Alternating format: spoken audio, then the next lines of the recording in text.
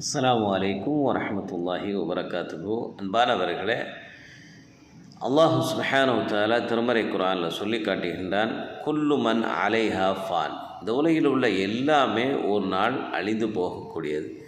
ஒன்றுமே இல்லாத நிலையில் இருந்துதான் மனிதனை அல்லாஹ் படைத்தான். மனிதன் வாழ்வதற்கு தேவையான இந்த பூ உலகில் அனைத்து வசதி வாய்ப்புகளையும் இறைவன்தான் உண்டு பண்ணினான்.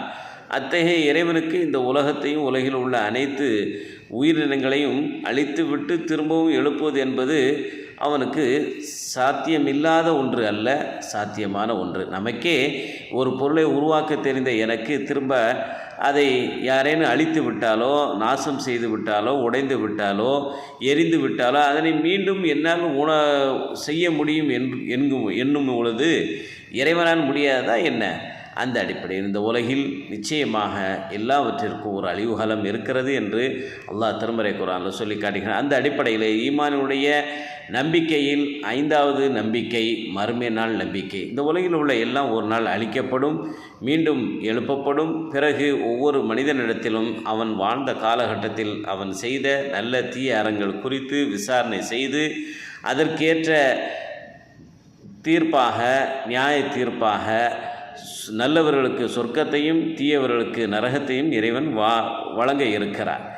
அந்த மறுமை நாள் குறித்து நபிகள் நாயகம் ஸல்லல்லாஹு அலைஹி வஸல்லம் அவர்கள் சொல்லும் பொழுது, உலகம் எப்பொழுது அழியும் அது அல்லாஹ்வுடைய அறிவில் இருக்கின்றது, அவனே நன்கு அறிந்தவனாக இருக்கிறான். ஆனால் இந்த உலகம் அழிவதற்கு முன்னால் சில அடையாளங்கள், சிறிய பெரிய பல அடையாளங்களை பெருமானார் ஸல்லல்லாஹு அலைஹி வஸல்லம் அவர்கள் சொல்லி காட்டினார்கள். அவற்றில் சில அடையாளங்களை, சிறிய அடையாளங்கள் சிலவற்றை பார்ப்போம். அதாவது நபிகள் நாயகம் ஸல்லல்லாஹு அலைஹி வஸல்லம் அவர்கள் சொன்னார்கள், ஒரு அடிமை பெண் தன் எஜமானியை பெற்றெடுப்பாள். அப்போது காலணிகள் அல்லாத, ஆடைகள் இல்லாத ஆதரவற்ற கூட்டத்தினர் ஆடம்பரமான கட்டிடங்களை கட்டுவதில் போட்டுக்கொண்டு இருப்பார்கள் என்று நபி அவர்கள் சொன்னார்கள்.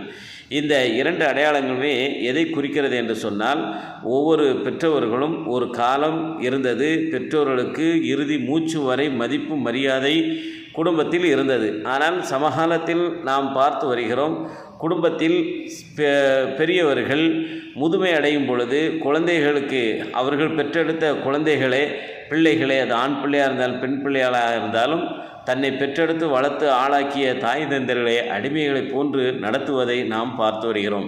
இது உலக அழிவு நாளுக்குரிய அடையாளங்களில் ஒன்றாக இருக்கிறது. அதே போன்று அன்றைய அரபுகள் வீடு வாசல் இல்லாமல் இருந்தார்கள்.